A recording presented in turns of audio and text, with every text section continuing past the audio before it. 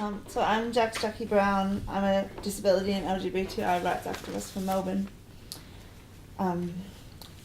It's hard for me to talk about this without getting emotional when thinking about what the passing of this bill could mean for disabled people, for people like me, for the lives of young, gay, disabled people, what it could have meant for me as a young person if this was law then, and what it meant for Jacki, a 14-year-old disabled gay girl who died under the assisted dying legislation recently in the US.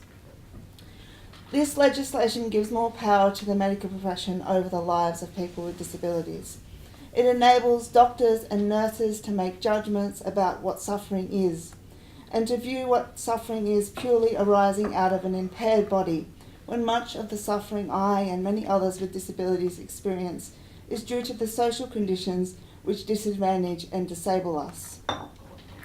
Doctors are presumed in this proposed legislation to be the impartial assessors of intolerable suffering, but they bring with them their own personal biases as well as the bias of the medical profession regarding what is normal and what is healthy, and a eugenics approach to anything which differs from this socially constructed norm. You cannot legislate out deeply ingrained societal attitudes that disability is less than, and the idea that you're better off dead than disabled, that disabled lives are not worth living. In a myriad of ways, people with disabilities are told we are a burden on society, on our family, on our friends, and that it would be best off if we just weren't here anymore, that this would be the selfless thing to do, the best thing to do. Instead of ensuring that we have the supports to live and live well, we are on the cusp of being given the supports to die. People with disabilities do not have voluntary choice. For such choice can only occur when we have full access to an array of choices, and in our current society, people with disabilities do not have full choice.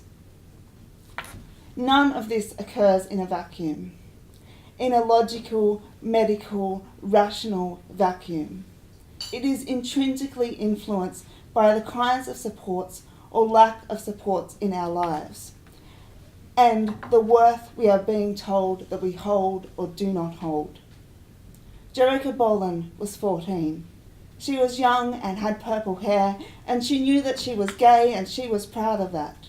But she wasn't supported to feel proud of her disability or to seek the kinds of supports and pain management that would have enabled her to continue to live and to live well. We know that LGBTI people experience high rates of depression and suicide. We know this because of the unrelenting impact of discrimination. We don't and should not legislate for LGBTI people to be relieved of this pain by offing themselves. And yet there was a case earlier this year where a young gay man in Belgium argued that he should be allowed to do just this. No, we do not support LGBTI people to do this. We teach them coping strategies, we teach them connection to community and friends, and we teach them pride. But with disability in mainstream society, we don't talk about community and connection. We don't talk about pride and the social and economic conditions which enable a good life. We tell young disabled people that it's understandable they want to die, and we legislate to assist them to do just that, and we call this choice. I have experienced periods of deep depression in my life.